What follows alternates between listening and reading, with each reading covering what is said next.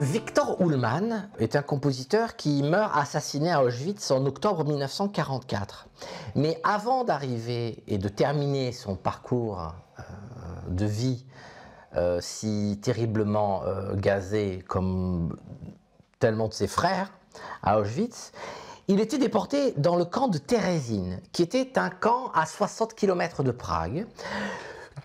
Eichmann, qui avait organisé, comme vous le savez, la solution finale, espérait, et d'ailleurs ça a marché, faire écran aux yeux du monde avec une espèce de camp modèle dans lequel une certaine latitude de vie, une possibilité d'exister malgré tout était faisable à Terezín. C'était possible là même d'écrire de la musique, de composer, de faire des concerts, même si la destination finale était d'ores et déjà prévue depuis très longtemps.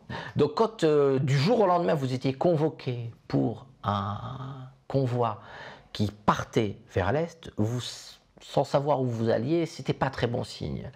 Et comme c'était une ville qui était, Terezín, organisée plus comme un ghetto, il a pris toutes ses partitions et il a mis ça dans une valise en disant à quelqu'un, si je survis, mon œuvre est là. Et cette œuvre, on l'a récupérée. Et j'ai eu le bonheur, le privilège, je ne sais pas comment dire, la chance en tout cas de tomber sur ces archives et de traduire ce texte que j'ai publié dans mon dernier livre, L'enfer aussi à son orchestre. Mais une fois traduit, ces deux actes en vers rimés complets, une fois que j'avais moi également interprété la pièce, enregistré d'ailleurs dans le disque qui est dans le livre, une fois que j'avais fait ce travail d'historien, il m'a semblé qu'il y avait comme une espèce de silence intolérable lorsque la partition s'arrêtait. Alors, il y avait deux choix qui pouvaient s'offrir à moi. Le premier, c'était soit de laisser tel quel, en disant j'ai fait le job et on ne touche pas, c'est une terre sacrée, on peut pas, on laisse comme ça. Et ça aurait été sans doute une très bonne option. L'autre option, ça aurait été de dire je vais terminer l'œuvre à la manière de Victor Ullmann.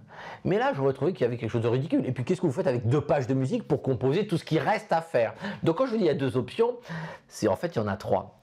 Et la troisième, c'était d'écrire une œuvre avec le matériel de Victor Ullmann, avec ce qu'il m'a laissé, mais d'en faire une œuvre personnelle. Autrement dit, ne pas écrire à la manière d'eux comme un vulgaire exercice de conservatoire, ça sert à rien du tout, mais faire une œuvre à partir, comme si tout ce qu'avait laissé Victor Ullmann était une espèce de réservoir dans lequel je pouvais puiser quelque chose qui allait m'appartenir. Il me semble que c'est la meilleure solution, il me semble que la transmission, elle ne peut se faire qu'à travers celui qui est vivant.